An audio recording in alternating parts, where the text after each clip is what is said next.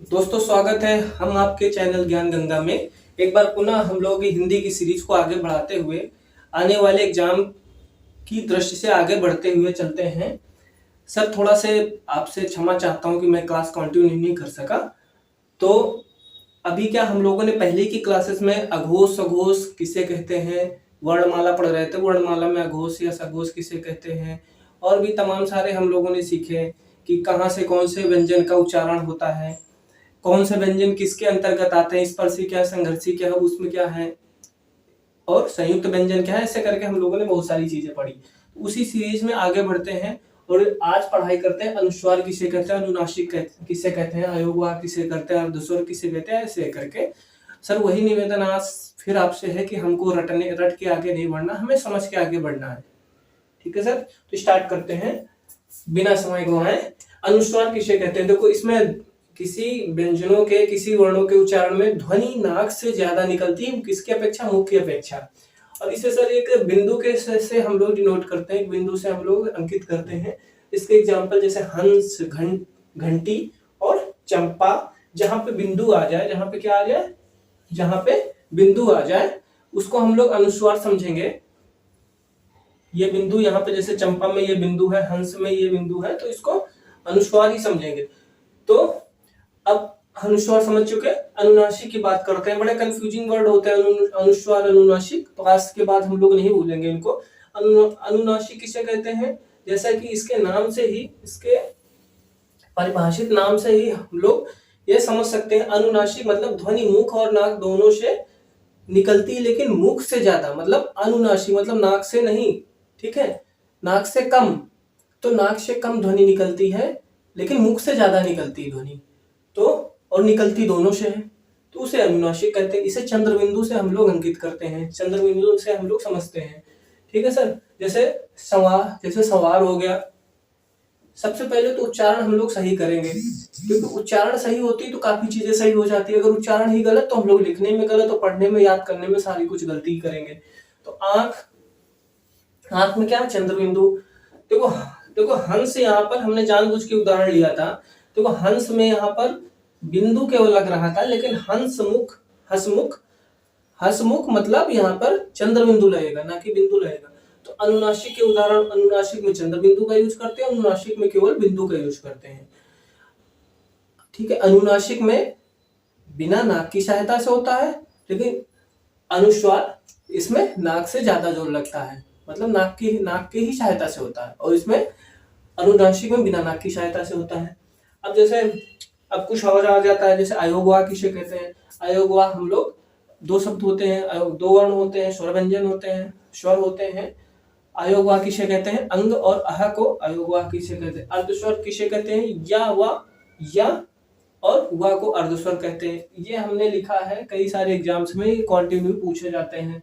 अपना अपना रूप बदल कर ये पूछे जाते हैं। किसी में पूछ लिया गया कि निम्न में से अर्धस्वर क्या हो जाएंगे, तो कई सारे व्यंजन दे दिए गए, उसमें एक या व्यंजन दे दिया गया, तो यही आंसर हो जाएगा।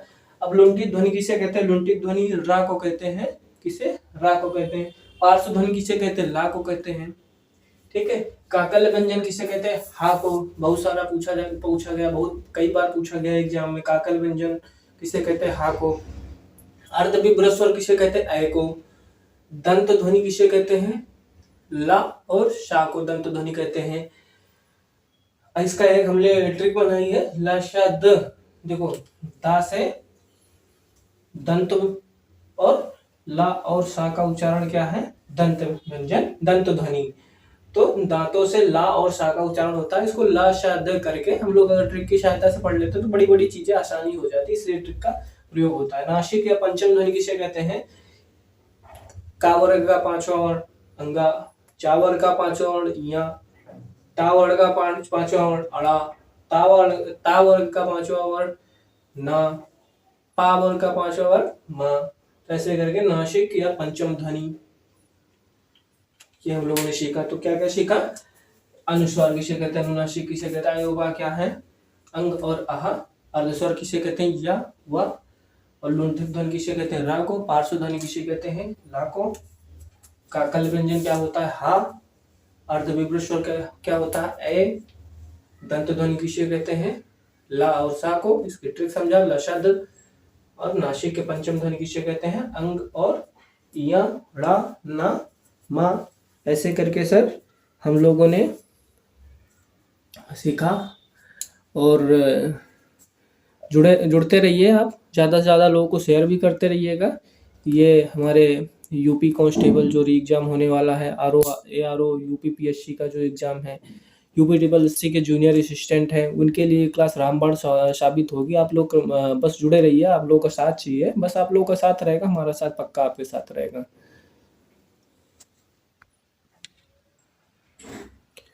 देखो सर, इसी कड़ी में हम विराम चिन्ह समझते हैं। विराम चिन्ह किसे कहते हैं?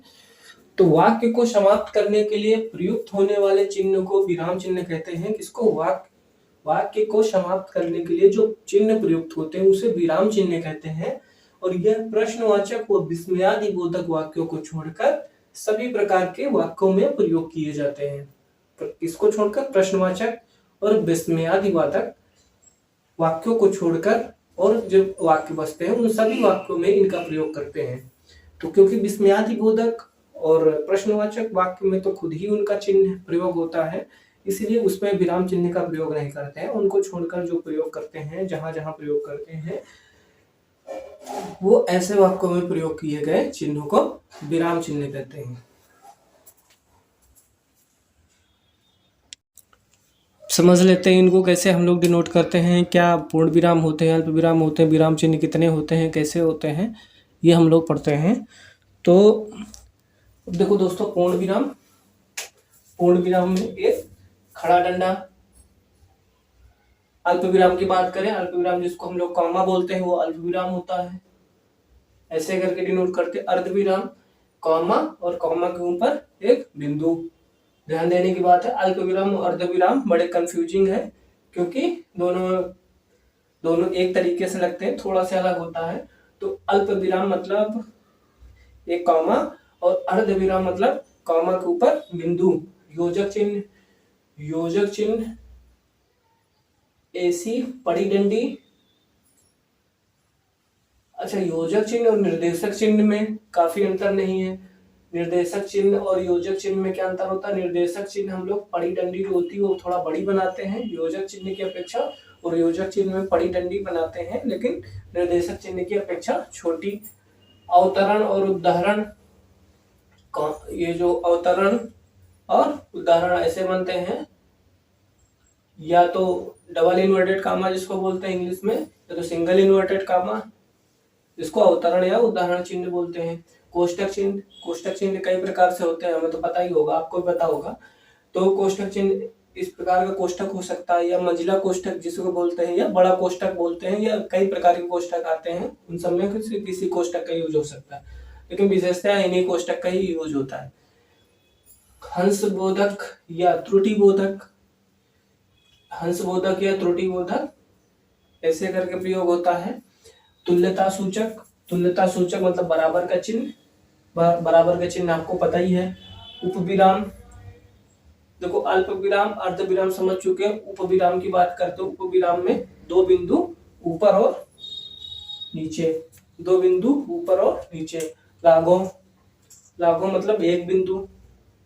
विवरण, दो बिंदु और बीच में डैश का निशान, बीच में एक पड़ी डंडी का निशान।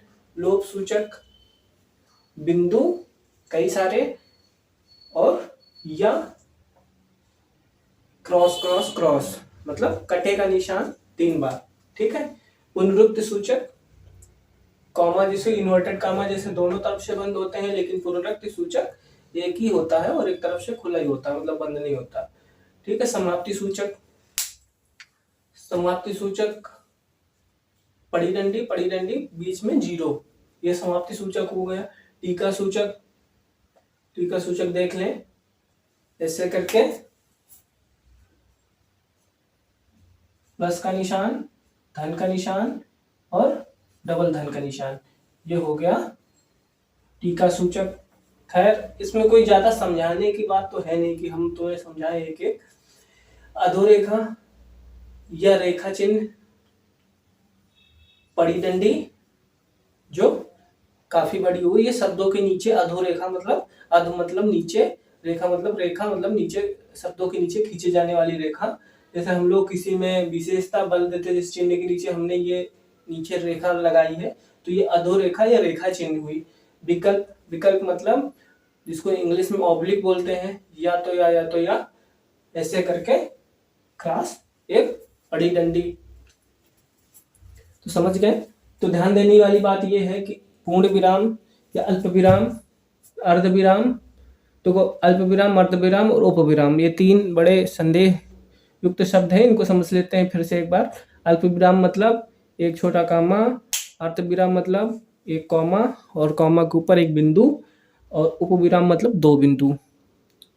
वैसे ही निर्देशक चिन्ह और योजक चिन्ह, योजक चिन्ह छोटा एक बड़ी डंडी, लेकिन अगर निर्देशक चिन्ह की बात करें तो योजक चिन्ह से बड़ा, अधोरेखा सबसे बड़ा, ऐसे करके लोग समझ सकते हैं। तो विराम चिन्हों में कुछ ज़्यादा खास समझाने की बात तो है नहीं, इतने ही सारे होते हैं विराम चिन्ह, और बार बार इन्हीं को घूम फिर के एग्जाम में दिया जाता है। तो आई होप सारा क्लियर हो गया होगा। ठीक है सर, मिलते हैं आगे की क्लासेस में, कंटिन्यू रखेंगे।